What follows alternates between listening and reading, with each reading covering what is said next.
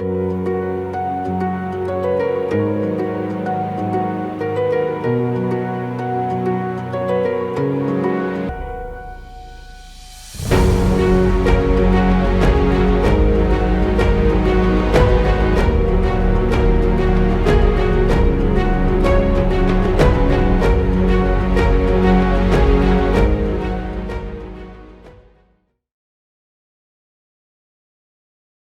purpose of this evening's discussion here is really to update the community on the developments that have happened over the last 6 months for the company. Some of you may have attended the presentation that we made a few years ago when we first acquired South Crofty. It's taken us quite a bit longer to get to this point than we had anticipated, but that is the nature of the mining industry, it's the nature of the economy. But I hope you understand that we've been fully committed to this project over the last 6 years. And a lot of the work that these people have put in, and Owen in particular, has now come to fruition where we recently completed a large financing. And we're now in the position to really push the project forward through dewatering the mine and hopefully to make a production decision for South Crofty. So the approach we're going to take this evening is really, some of you may not know too much about the company, so I thought we'd run through the team that we've assembled over the last few years, and in particular in the last few months, where we've had to grow rapidly to address, obviously, the change in pace at the project and all the work that we need to undertake over the next 6 months to 2 years and 4 years. So an introduction to the team, the people behind the company, the directors, and really to get across, we've got some pretty serious people who have decided to put their name behind the company as directors, and hopefully that sends the right signal to you in the community that we are very serious about moving this project forward. An introduction to our new strategic investor, Vision Blue Resources, and the role that they will play going forward, and obviously the endorsement that they provide by putting a significant tranche of funding into the company. And then we'll talk through tin, why has the whole environment for tin changed over the last few years? What's the future for tin? Then we look at South Crofty and why we believe South Crofty is so important to address some of those demand requirements and growth in demand for tin over the next 5, 10, 15, 20 years. And then we look at where we are as a project, what the timeline is to get into production. And then I'll hand over to Owen, who will get into the more technical details of what's going to happen over the next 6 months, 12 months, 18 months as we work through dewatering the mine and producing a feasibility study. So quickly on the company, I first came here in 2015 to look for a tin asset. Owen was my host. First time I met Owen, very impressed with his knowledge of not just South Crofty, but Cornwall in general, tin mining. And what struck us when we came first look at the project was it really is a world-class deposit from a geological perspective. My background is a geologist. And when you see, we'll actually put it up at the end of the presentation, a 3D model of not just South Crofty, but the surrounding central mining district. It really gives you a sense for what's under your feet here. It's only when you see that, it gives you an appreciation for the hard work and hundreds of years of mining activity that took place in this area. We started as a Canadian company. We were listed in Canada as a company called Strongbow Exploration. We felt it was really important to demonstrate our commitment to this project, so we changed the name of the company in 2020 to Cornish Metals. And at the beginning of last year, we listed on AIM in London. So we're now what is termed a dual-listed company, and most of our shareholder base is now in the UK. I've gone through a lot of this potted history, but the acquisition of the project took place in 2016.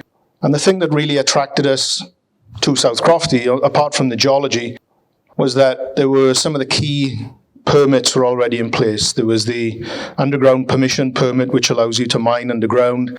That had been granted, plus the planning permission to build a new process plant. So 2 of the key permits were already there.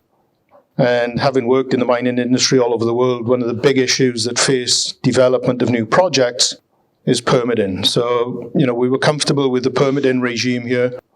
But there were two real aspects that we felt we needed to feel comfortable with. One was, would the community embrace an investment?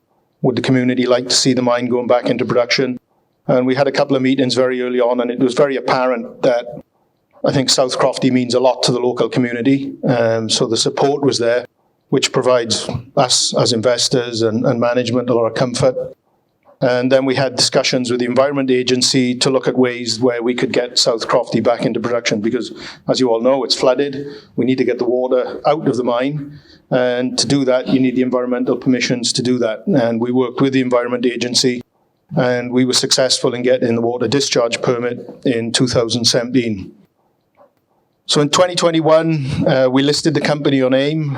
We did try in 2018, 2019, but for reasons and issues beyond our control, it never worked. But as we were going through the marketing process at the beginning of last year, all of a sudden, at the back end of COVID, or in the midst of COVID, the tin price started taking off, and that was really the start of what we see as the continuing future, this transition into a more technology-driven world, the electrification of the economy, a high-tech economy, and tin is essential to that, and we'll talk about that as we go forward.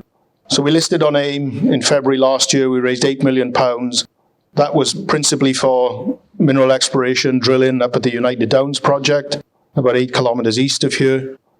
And towards the end of last year, we started talking to Vision Blue Resources, actually in the middle of last year, and that kind of process gained momentum towards the end of last year, where they really got to understand the importance of tin. They really got to see the quality of the team we've put together here, and they really got to see the quality of the project at South Crofty. And, you know, Cornwall, on a global sense, is a world-class tin district, but South Crofty itself is the core, the centre of that, the jewel in the crown. And so we were successful on the back of that of raising £40 million earlier this year in May. I think we closed it at the end of May. And that's now the focus for us moving forward. The use of proceeds from that financing is to build the water treatment plant that we've been talking about for so long. We've got the pumps, we'll dewater the mine and move towards a production decision. So the team, I'll introduce some of the guys over here. We've got Steve Kingston. He's recently joined the company as project manager. He'll be overseeing the construction of the water treatment plant. Steve, stick your hand up there. Steve lives across the road here in Camborne. Is that Aaron? You've got glasses on. I don't recognise you. And you haven't got your orange shirt on. Aaron Wilkins, our chief geologist, lives across in Falmouth. Steve Holly. I was going to say Holloway for some reason, and I don't know why. Steve's recently joined us as feasibility study manager. Where do you live, Steve? Falmouth. Stithians. Oh, it's even closer. Ben Clitheroe and Sam Bolton. Sam is our exploration manager, and Ben manages all of the corporate communications locally, so anything that you see coming out on social media, Facebook, advertising this event, Ben is responsible for that. And as I've touched on earlier, Owen is our Chief Operating Officer. And as a result of the financing, for the last few years, we've been really kind of treading water, waiting for the opportunity to get to this point. And it's funny how the world turns, but once you've got the money, everybody expects you to have the full team in place and to be building the day after the check gets deposited into the account. So we've had a huge change in momentum over the last few months, where we've increased the team from 10 people to the 30 people that you see in this photograph. The team is growing, and we expect it to grow, but it's been a very successful and good process for us to go through. Some of the photographs that we had run recently, Sam Hoskin in the middle there, she works in the finance department. Naomi Watson, intern, she's training to be a mining engineer. She's on vacation right now, and some of the older guys that you see on the far left there, Paddy Richards, Paul Solomon, Dickie Dyer, they've been involved with mining in Cornwall for a long time in South Crofty, so it's really good to have that knowledge and experience back on the mine site. Likewise, here's some of the geological team, Steve. See, I spelt it wrong there. That's why I had it in my mind. It's my fault. Peter Mogridge, John Condren, and Ben I've introduced already. Behind the company, Again, this is more of a high-level overview, but I think it sends the right message that we are doing the right things, and we've got a serious board of directors behind us. Our chairman, Patrick Anderson, he's currently the CEO of Dalradian Gold. They're building one of Europe's biggest gold deposits in Northern Ireland called Corrigan. Before that, he discovered one of South America's biggest gold deposits, the Fruta del Norte gold project in Ecuador. Tony Dreher, he joined the board recently as Vision Blue's nominee to the board of directors. He was formerly the CEO of Anglo American. John McGloin, the graduate of Cambone School of Mines, was the chairman and CEO of Amara Mining. They got acquired. They had a mine in West Africa, which was bought out. Don Negavan, he's the chief operating officer at the Cisco Mining. They're building one of Canada's biggest gold mines currently. And before that, he was one of the senior guys on the finance team at Scotiabank, one of the big Canadian banks. Gren Thomas, he was the founder of this company, Strongbow Exploration, the previous company. He comes from South Wales, but he spent his entire career in Canada. A very successful exploration geologist. He discovered the Diavik diamond mine. He discovered the Thor Lake rare earth element project. And he's now been inducted in what they call the Canadian Mining Hall of Fame. Very well respected, certainly in North American mining circles. Ken Armstrong, CEO of North Arrow Minerals, exploration geologist. He was the previous CEO of Strongbow. Steve Gatley, some of you might know Steve. Steve was the mine manager at South Crofty when it closed in 1998. He then went on to other projects and worked with a very large mining company called Lundin Mining. Great experience all over the world. He's been in touch with Owen for a number of years now and always expressed his interest to come back and help the company move forward and get South Crofty back into production. So it's a real coup for us to have Steve join the board, and then there's myself at the bottom. So Vision Blue Resources. Vision Blue was formed by a chap by the name of Sir Mick Davis. He's very well known in mining circles. He's the chap who came in and built Xstrata to one of the world's biggest multi-commodity mining companies, which then merged with Glencore Mining, and now Sir Mick has formed this new company, Vision Blue. And the purpose of this, it's an investment fund. It's really geared to looking at investments into all of the metals that are important to the energy transition. And they looked at South Crofty, and once they realized the importance of tin to everything electronic, they could see that we were onto something really special down here. So after going through months of due diligence, looking at the team we have, looking at the geology, the resource, the grades, the tin world, community support, they decided to invest £25 million into the company. So I think that's really positive for us and for the area. So I'll touch a little bit on why tin. I think a lot of people, certainly up until 2 or 3 years ago, still had this old-fashioned view of what tin was really used for: tin plating, tin cans, tin roof. This was a graph that was published by Rio Tinto at a battery metals conference about 5 years ago now, where there was a study done at MIT in the US, one of the top research universities, and they were looking at new technologies, computers, electric vehicles, renewable power, power storage, computing, 5G, the Internet of Things. And then they looked at the different metals that were used in all those different technologies. And then they tried to do an assessment whereby, if there was growth in any of those sectors, which metals would be most impacted, which is the metal most important to all of these things. And tin, to the surprise of many, certainly in the investment world, came top of the list.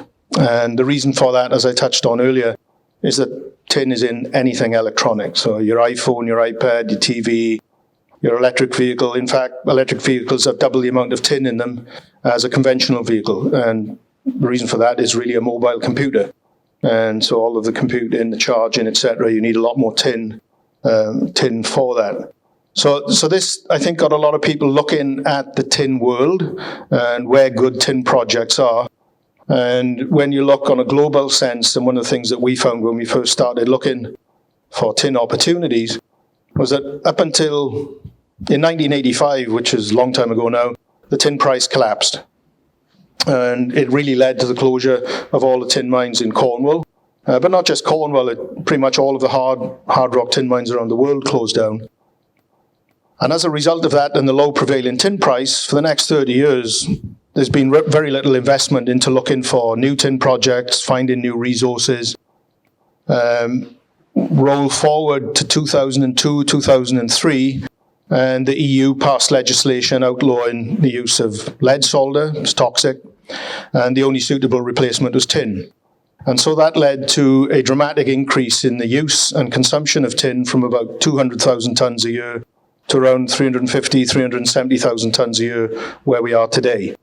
And that excess demand, excess consumption really took care of the excess supply of tin that was out there. And that's why we saw this increase in tin price over the last couple of years.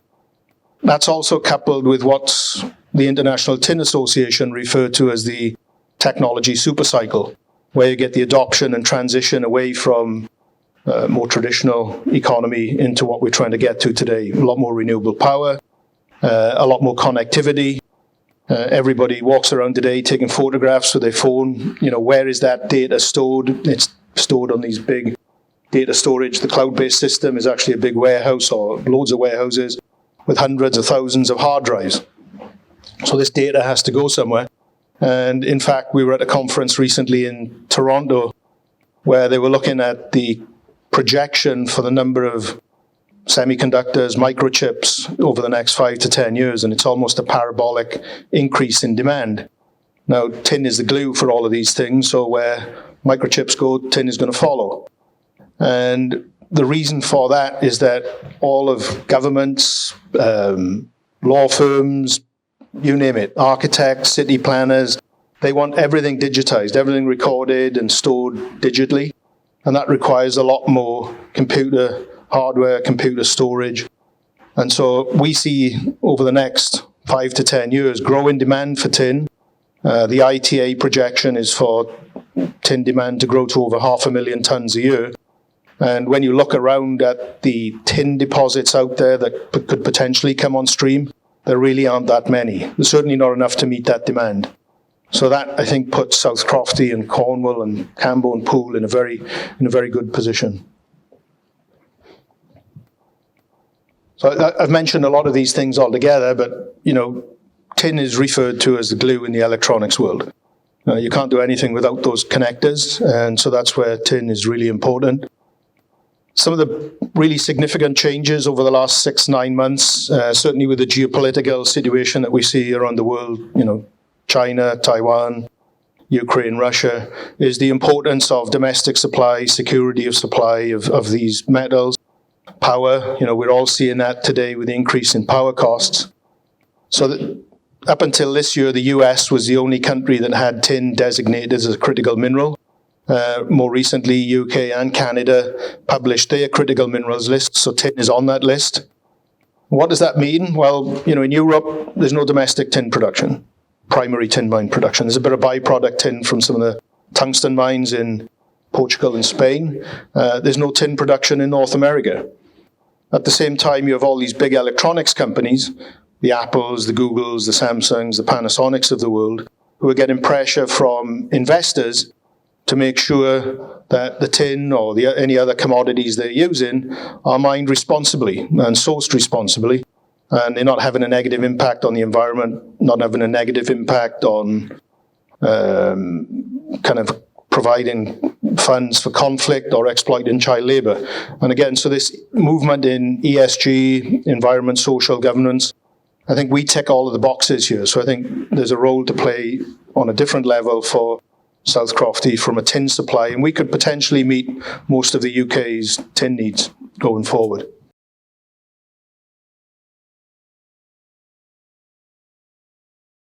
So now a little bit more detail on South Crofty and where it is today. What we believe and what we are looking to do here is to build a long life, modern, high-grade underground tin mine here in Cambo and Poole. It was a tin mine for a long time, and before that it was a copper mine for a long time. Earliest production dates back to 1592, I think it is. But it really became a tin mine from the early 1900s up until its closure in 1998. I've touched on the permits that we have, but I think more importantly, because we are now in very much an urban environment, the footprint of the mine will be very small. It's a high-grade underground mine. The area that we are targeting probably starts at about 400 meters below surface and extends to deeper levels. Currently, we're looking in the, between 400 and 8, 9, maybe down to 1,000 meters. But potential is there for it to go deeper and extend laterally, out towards Redruth and further west, out of Camborne. The other thing that's really attractive, because it's a mining operation, you still have to do something with the waste. At South Crofty, because of the long history, you've got an extensive network of old underground void spaces from historic mining activity. So the plan here is all of the tailings we would put back underground. So we don't need to permit a surface tailings facility. So again, that footprint and the impact on the urban environment here will be minimal.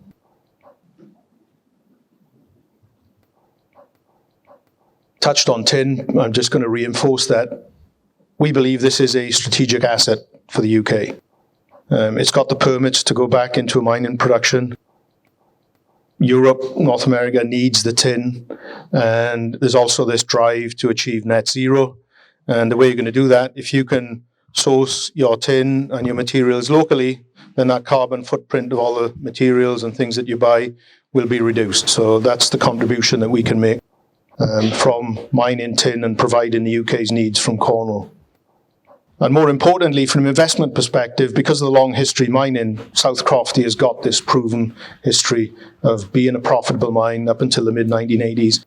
And the fact that it continued to operate until its closure in 1998 is really testament to the high-quality nature of the mineralization in the mine, the high-grade and high-value nature of that mineralization. It's one of the highest grade, in fact, the highest grade tin resource in the world that's not currently in production. There are 3 other mines. One is in the Congo called Bissi, which is the highest grade tin deposit in the world. There's another one in South America called San Rafael in Peru. And there's one other in Tasmania called Renison Bell, and San Rafael and Renison are very similar geologically and grade-wise to South Crofty. The other thing that really helps us here is that we've got a lot of infrastructure in place. The map on the right outlines the underground permission area. The orange lines within that is where the current mineral resource exists. And the yellow circles that you see on this map are the shafts that are preserved for future use. New Cook's Kitchen shaft, which you all know is the big head frame across the road here. That was the production shaft up until the mine's closure in 1998. We will use that to dewater the mine, which Owen will discuss in more detail shortly. And we'll also use that as the main production shaft. Some of the other shafts we will use for secondary egress and or ventilation. So that saves us a lot of time and a lot of money. To try and do that today in this environment would be impossible. But to have that infrastructure in place really allows us to get into production a lot quicker and saves us a lot of money and should make the project viable. The process plant. I'm not sure how many of you are familiar with the land that we occupy over there, but we do abut the main railway line that comes down from London down to Penzance. You can see that on the image on the left there. Let's see if this works here. So, there it is. That's the railway line. This would be where the process plant was located. We've got the decline entrance over here. The current office building sits right there. All of this would be new. And this would be the location of the water treatment plant that we're about to start building. So again, small footprint, low visual impact. The process plant will be sunk slightly into the ground, so that'll minimize noise. There'll be no dust. One of the things, or a couple of things that we are looking at, the water within the mine is warm. We are looking to extract the heat from that and use that to heat the offices. After we treat the water and we discharge the water down the shaft into the drainage adit, which will take it to the north, there's potential to generate power through a turbine there as well. So we are looking at ways where we can extract any power that we can from the actual mining operation, the dewatering of the mine, etc. And some of the new advances in the mining world, like on the right-hand side here, we show what are called ore sorters. These have been developed. They're like X-ray scanners. They can differentiate between ore and waste. So before that rock goes into the mill, a lot of the waste gets rejected from the conveyors. That means that you put less ore into the mill, your mill is smaller, you use less power, so it saves us money. And so the cost of building the mine should come down from what would have been a traditional mill without these ore sorters. And I touched on this earlier. I think this is, still a very, very important aspect here, is that we can put all of this tailings back underground. We've got all of these historical workings. We might make use of them, and it means we don't need a tailings facility on surface, a permanent tailings facility. So I think, the big question everybody always likes to ask is, when when are we going to be in production here? So there is a process to go through. It takes time. The first step of that is for us to build the water treatment plant, which we've started already, and Owen will go into a bit more detail about that. And then we've got to pump all the water out from underground. So the pumping process, we estimate, will take 18 months. We'll be pumping a significant quantity of water and treating it, and we have to treat it to a level acceptable to the EA before we can discharge it. And then at the same time, we've got 3 drill rigs operational. Currently, they are drilling to collect samples for metallurgical test work that'll feed into a feasibility study. Upon the feasibility study, which will determine the cost to build the mine, then we will look to secure the project financing. At that point, we'll build the process plant. We'll do a lot of the refurbishment of the shaft and the underground development. So really, it's a 4-year process from where we are today to get into production. So on that note, I'll hand over to Owen.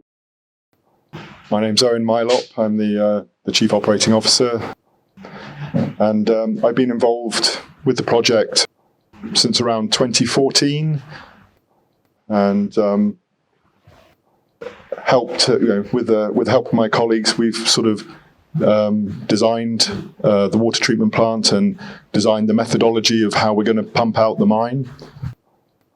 And that's all sort of come to fruition. It's taken a lot longer than I think any of us originally thought it was going to take, but we're on the way now. So this is our latest 3D model of what the water treatment plant is going to look like. At the moment, the site has been excavated, and we have the first construction activities hopefully starting next week, which is to start pouring a big concrete slab, and then all of these various components of the plant will start to be constructed on site, sort of starting in mid-November through to around April, May next year, when we hope to start commissioning the plant and get the dewatering underway. For the most part, all the design effort has been done using local firms, and where possible, we're sourcing all the equipment for the plant locally as well. But some of the bigger tanks and the lime plant and things like that tend to come from Yorkshire for some reason. A lot of manufacturers based up there, but we've done our best to keep it local. But probably best to start with how we're actually going to dewater the mine. So we're fortunate that New Cook's Kitchen shaft sits pretty much in the middle of all the mine workings. And as it was the main drainage point, if you like, to keep the mine dewatered during operation, in fact, all of the workings do drain back to that point. So the most obvious place to actually take the water out of the mine is to put the pumps into that shaft, because all of the water naturally flows there anyway. So the shaft is flooded to approximately 60 meters below the collar level, and the reason the water level never varies from that is there's actually a drainage adit that takes all the water from there out to the Red River at Roscroggan. So our plan is to put 2 submersible pumps into the shaft. They actually, we have an old pump station at what we call the 195 fathom level. It's 350 meters down the shaft. So we suspend the submersible pumps from the top, and they sit just underneath the level of that pump station. And the first stage is to pump the water down using these pumps and they set, so the water is drawn into the pumps and goes directly to the water treatment plant. The clean water will be discharged into the Red River. And whilst we're commissioning the plant, we also have a bypass which actually sends the water back into the mine, so it can run round in a loop until we've commissioned the plant and we know that we're in spec with all of our environmental permits before we actually start discharging to the river. So as we go down, we'll get to the 195 pump station here. And there we're going to be installing 4 new pumps. There's a guy up in Newcastle upon Tyne who reckons he could actually refurbish the pumps that are down there at the moment, but we have decided to buy new ones. So when that happens, we then lower the submersible pumps down again and pump them up into an existing reservoir that sits halfway up the mine, which is called the pool. And then from the pool, we pump again directly to the water treatment plant. And then the final stage, you see, the final stage, we get the pumps to just below the 400 fathom level. There's another pump station down there. We'll bring 2 of these pumps from the 195 down to the 400, and then we can maintain pumping out the mine then for as long as we need to.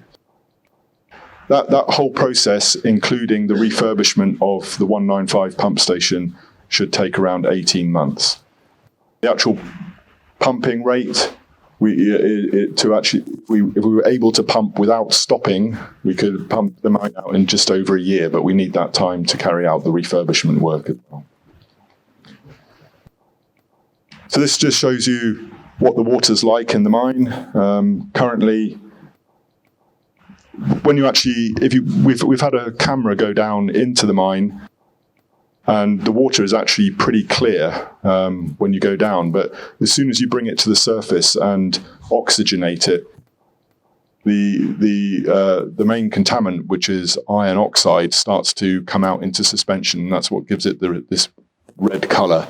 Currently, that discharges through that drainage adit and goes directly to the Red River. So there's approximately 7,000 cubic meters of water a day that discharges from the mine and goes straight into the Red River. But we carried out extensive trials. This was the pilot plant that we had on site for 4 or 5 months, and we know that we can treat the water, take all of that ochreous iron material out. Along with that, you get other heavy metals coming out of solution, like manganese and arsenic. They all come out of suspension. The clear water goes into the river. It's actually, the water we're discharging is cleaner than the water that's in the river at the moment. So hopefully that's a positive environmental boost for the river.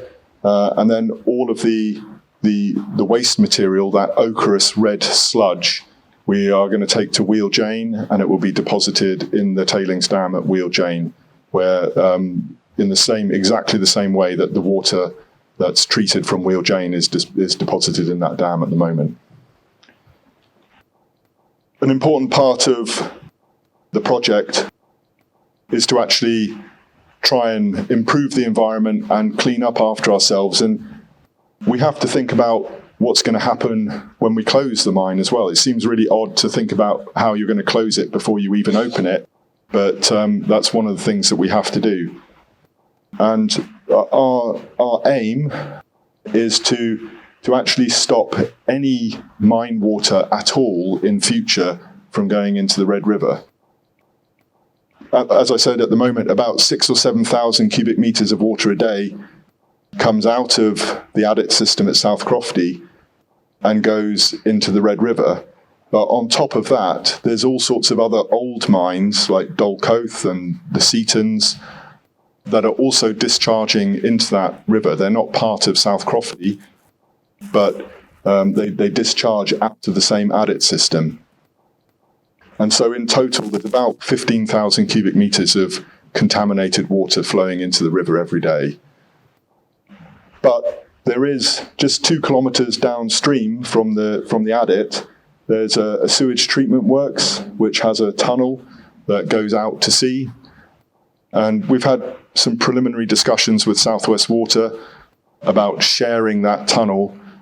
And the eventual aim would be that we build a pipeline that connects the Dolcoath Deep Adit to that tunnel, and we can do minimal treatment work on the water to take out any red colour, and then it can go out to sea where it causes a lot less problems than it does in the river.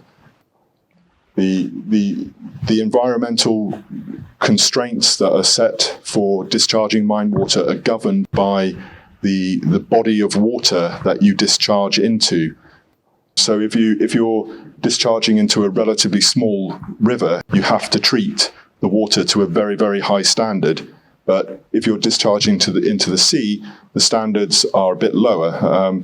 Like for instance, at Wheel Jane, the limits that they discharge to are about 10 times higher than what we're going to be discharging to at South Crofty because of the size of the body that they pump into. So it sounds a bit bizarre, but it will be better for the whole environment if we can discharge the water in future through that tunnel. So that's the aim, and that's what we're trying to put in place now before we even open the mine. Apart from building the water treatment plant, the other thing that we're really focusing on right now is bringing forward the feasibility study. Even though we know the mine has a long proven history of mining, we still need to raise finance to build the rest of the project. And for that, we need to prove to modern standards that the mine is feasible. And for that, we have to collect metallurgical samples. We have to drill more holes to improve the mineral resource. And that work is underway right now. We've got 3 drill rigs operating. We have one on the mine site itself, which is drilling into an area of the mine we call number 4 and number 8 lode. We have a drill rig underground in some of the old tunnels that we still keep open, and that's drilling into the Rossgear area of Camborne. And we have another drill rig located near Park Bottom on the other side of the A30, and that's drilling under Morrison's supermarket as we speak, collecting a sample from there. So we've got those 3 drill rigs going. That drilling program is going to last 9 months to a year, and we're trying to collect around 750 kilograms to a ton of material, which will go to Wardell Armstrong at Wheel Jane for metallurgical test work. So let's just put a list together here just to demonstrate to people, that we try where possible to source everything locally. So this is our sort of the suppliers that we're using at the moment. It's not all of them by any means. They're all locally based. But then, we also have suppliers that they're still UK based, but they're not locally based. So far, since we received the money from Vision Blue and the other investors at the end of May, we've already spent or committed around £3 or £4 million of that money, and around half of that has gone straight into the local economy. So bringing this mine into production, it's not something that benefits the economy just in 4 years' time. It's benefiting the economy right now. And we're employing 30 people, all of whom live in the local area. So it's already starting to be a benefit to the community, I think. Yeah, so in summary, we've completed the £40 million financing. The water treatment plant is being constructed right now. We have the drill rigs operating, and we're moving forward with that feasibility study with the aim to commence the dewatering as early as possible in 2023.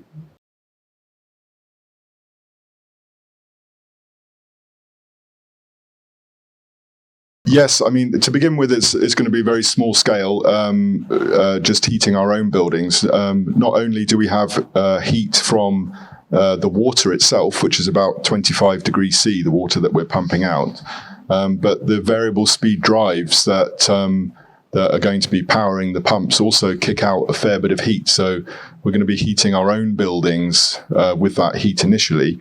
But we are working on a project with Camborne School of Mines.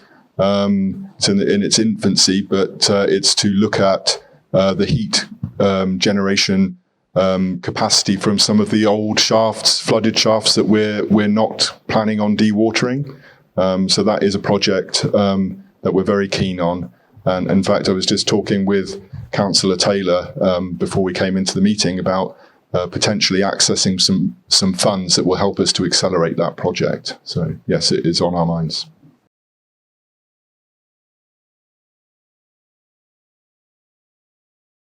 It does cool down. I can't tell you the exact temperature, but it's certainly not 25 degrees C. So yeah, it's drawing in all the water from underground. Yeah, it actually goes into the Dolcoath Deep Adit. We don't discharge it directly into the river. We discharge it into the adit, and the time it takes to get through the adit system is actually more than 8 hours. So it's mixing with a lot of other water and cooling down, and as it goes through.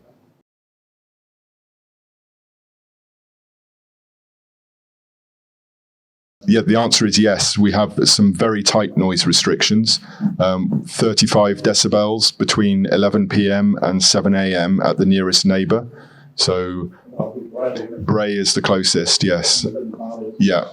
But the railway line does actually shield it a lot. So in the design of our treatment plant, we've had to restrict the height of the tanks because probably the noisiest bit is the top-mounted mixers. But we've modelled all the noise, and we're very confident that we will meet that limit at Bray.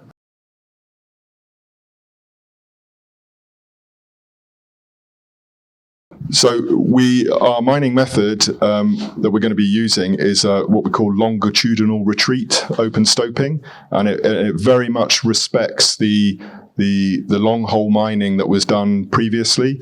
The main difference is that we're going to be mechanizing it. So instead of using the old bar and arm type long hole drills, the long hole drills are mounted on mobile carriers, but we still develop on load and mine pretty much like it was before, but hopefully in a more productive, faster way and much safer because people are not close to the face. They're in the cab of a vehicle and removed from the actual face.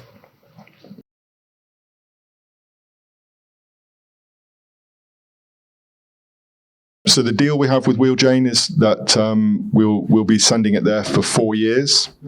There's no limit on the capacity there. They've got an 80-year life on that dam. Yeah, but it can be raised again to extend that. But when the mine is in production, we only produce around 12 tons of sludge from that water treatment plant every day, and we'll be producing 1,000 tons a day of tailings. So we'll just bleed it in, and it will be lost in the tailings, and it will go underground and be contained in the cemented paste.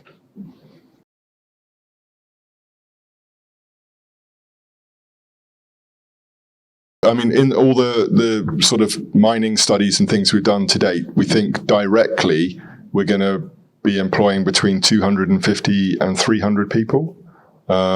And we would hope that the vast majority of those jobs are people who are in Cornwall already. And obviously we want as many people who are as local as possible. But the mining industry has its own metric that for every direct job, we see 3 to 5 indirect jobs as a result in the economy. That's not just in the local economy, though. That's across the whole of the UK. So that's sort of the numbers that we talk about.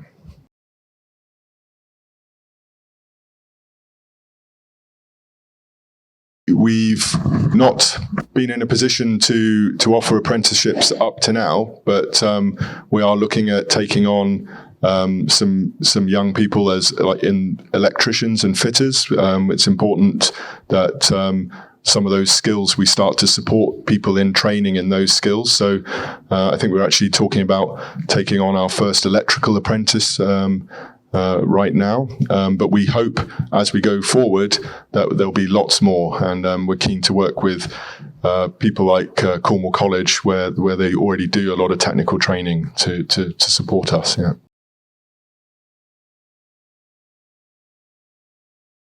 We've tried to engage in all the areas that we're drilling. We drilled lots of holes. We've been drilling for a year at United Downs. And we were drilling at South Crofty for a year before that as well.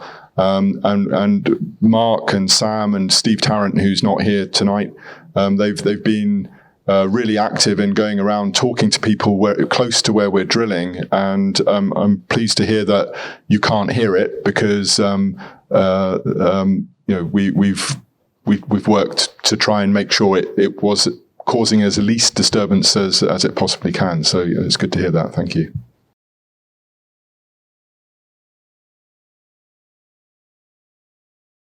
That is the ultimate goal, yes. It's not part of our project right now, but our main investor, Vision Blue, they're really keen to look at the downstream side of the business as well, smelting and producing tin products in Europe. There's currently the tin use in Europe is around 50,000 tons a year, and of that, 35,000 tons is imported from the Far East. So there's a huge void that needs filling. All of the tin that's currently produced in Europe is recycled. It's not primary supply.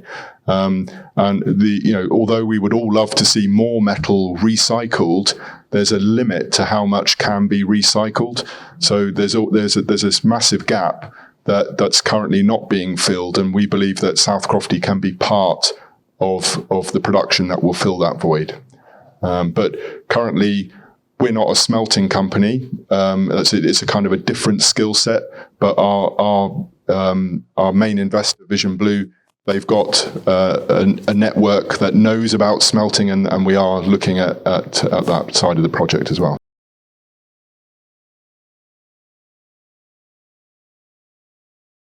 There's not going to be a lot of blasting going on during the dewatering and development period. That's sort of probably at least a couple of years away.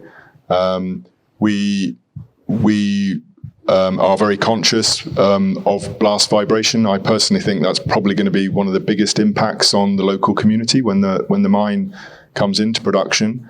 But interestingly, we did actually do 4 blasts last year, and our nearest receptor was only 50 meters away, and they didn't even know that we'd done it. So even though we told them we were going to blast. So with modern blasting techniques, by limiting the quantity of explosive that goes off on any single charge, we really can control the vibration. So it's not going to be quite as bad as it was in the past. We're certainly not going to be setting off long hole rounds at 2 a.m. or anything like that. So thank you.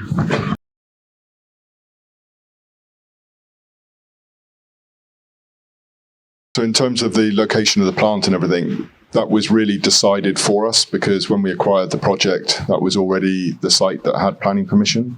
And we are sticking with what was done in the 2011 planning permission, because to change it now would slow up the project. So, but it was all done. There was a big consultation process, and moving the road, putting the road in its current location was all part of that. Because originally the new road was going to go closer to the railway line, but it was moved, and the mining building was decided to be placed in that area, so it would have the least impact on local residents, I believe. But we're very confident that we can meet all of our noise conditions with the plant in that location. It's sunken into the ground, everything's covered, so noise, dust, and things like that will be kept to an absolute minimum. The nearest residents are quite close, but they are on the other side of the railway embankment. So, we're confident, and all the studies that were done at the time demonstrated that that the noise limits could be respected. In terms of the water, there are opportunities. We've just been through one of the driest summers ever. There are opportunities to further treat the water and to use it, in the municipal supply. There's no reason why that cannot be done, but it requires more study, and it's something that will evolve with the project. As I said, the closure plans are not set in stone at all. We're starting to think about them now because we believe it's the responsible thing to do, is to think through so that the same thing doesn't happen in the future that happened in 1998, where the water was allowed to uncontrollably discharge into the river. So we want to make sure that we're getting the thinking done for the future now, and inviting people to come in and help us develop those plans, because it's not just our problem. It's something that the whole community needs to be involved with. So we will be consulting on that as we go forward.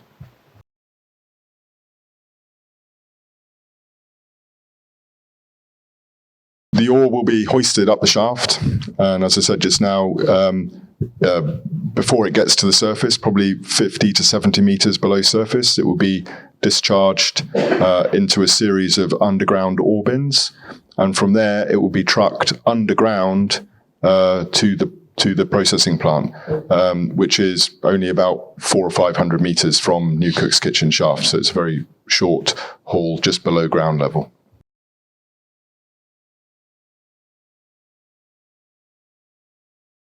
The only studies that we've done to date and published are all done at around $22,000 a tonne tin price, so it's actually not far off what we did our original studies at.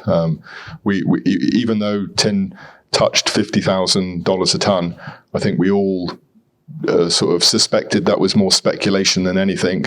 But we think a long-term tin price of between $25,000 and $30,000 a tonne is achievable, but it's still going to take a while to get there.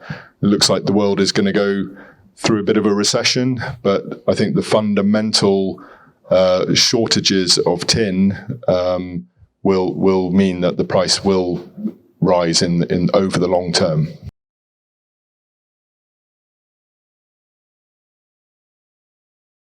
In terms of discolouring of the water, when we start pumping, there'll be a noticeable drop in the amount of discoloured water coming out of the adit.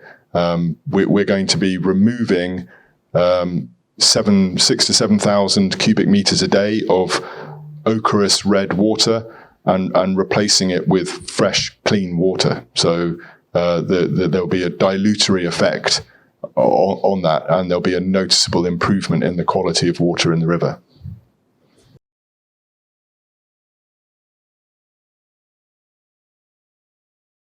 It won't affect the water table because the area, most of Poole and Camborne is already drained through the drainage adit system.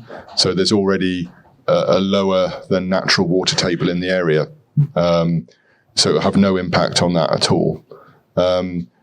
We don't believe that the other mines will be reduced. So when the geology of the area is such that there's no real aquifer that's full of water. We don't pump out and create a big cone of depression like you would, say, in a coal mine, where coal measures are very permeable structures. We're talking about hard rock, granite, and metamorphosed mudstones and other sediments. that have very, very low permeability. So when we pump out the mine, we are literally pumping out the workings, the void volume that's down there already, plus some other structures that do have that are very poor aquifers. Like, for instance, the Great Cross Course fault zone is a very low-grade aquifer. So most of the water that's pumped out of the mine at depth is actually coming from a fault zone, but it's not drawing in water from very far. It's very, very localized. So, and we know this to be true because there are lots and lots of mines surrounding South Crofty that closed down in the 1880s through to the 1940s that remained flooded, even though South Crofty itself was beneath them and was pumped out and dewatered.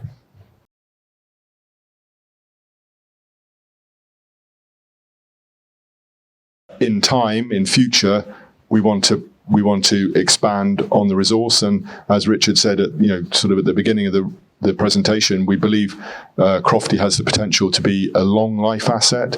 So it's about continually replacing the ore. As you mine it, you replace it. It's given the nature of the mine as a narrow vein mine, it's very difficult to have a hugely long life in front of you, because drilling is very expensive, particularly in a narrow vein mine. But if you can replace the resource as you mine it, we can continue to keep the mine running. Yeah. Just to add to that, when we'll put up a 3D model at the end of this, and it'll give you a sense for how extensive the old mines are in and around South Crofty. But just South Crofty itself, you've got a 400-year mining history. And the tin component of that, the South Crofty part, is quite small compared to the overlying old copper mines. So what we see from a geological perspective is very great extent laterally in these mineralized structures. And the mining, we believe, of the tin zone beneath that has only just started. And so we think there's enormous potential to extend laterally and potentially at depth. And then further north as well, as you get to the A30 and beyond that, nobody's ever touched that ground. So I think once we're back there, that's the thing that you really look for in any project, is the ability to not just have a 10 or a 15-year mine life, but maybe a 40, 50, 60-year mine life. And that's typical of what you see on these types of vein systems. You can compare them to some of the big gold mine districts around the world that they always seem to have a 5-year or a 10-year mine life, but 80 years later, they still got a 5 or a 10-year mine life. That's the nature of these systems. To answer your other question about what was the most difficult part of this, was getting the money. We always said from day one that you'd go into these financial institutions and they would ask you, what do you see as the biggest risk to the project? And the answer was always access to capital, because we know the geology, we know the mineability of the project because of its long mining history, we know the metallurgy, so all of the risks that you would associate with a new mine, a new greenfields mine, have all been addressed. And we've got some fantastic people still living in this part of the world. Mike Halliwell, who's our consultant on the metallurgical side, he's been helping us put together that aspect of the feasibility study. He's got tremendous knowledge of how to process and recover the tin. Steve Gatley, who's joined the board, worked here. So all of those different aspects we could manage. It was really convincing the guys with the cash up in London that this was a worthwhile venture. And I think one of the things we always ran into right at the beginning was the hearsay and rumour that South Crofty was a tough project. And a lot of people wouldn't even take a meeting because of that. And I think once people took the time and the effort to come down here and see the work that the guys had put together, to look at the plans and the 3D model and understand conceptually what we were doing, we started to change the tide. And, you still needed to find a group like Vision Blue that has got its own technical team. They've been around the world. They've seen projects. They could see past the bluff and could see the quality of the project, and that was the catalyst for them investing the money. So it's always money.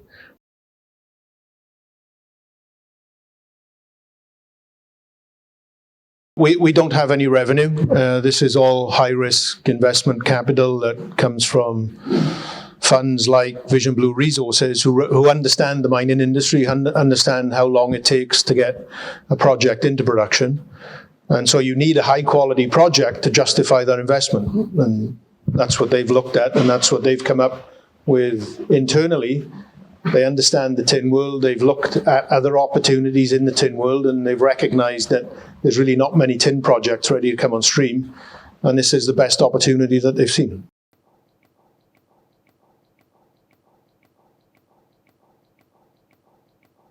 Okay, so I think with that, unless there are any other questions, we've got the whole team here, so feel free to ask.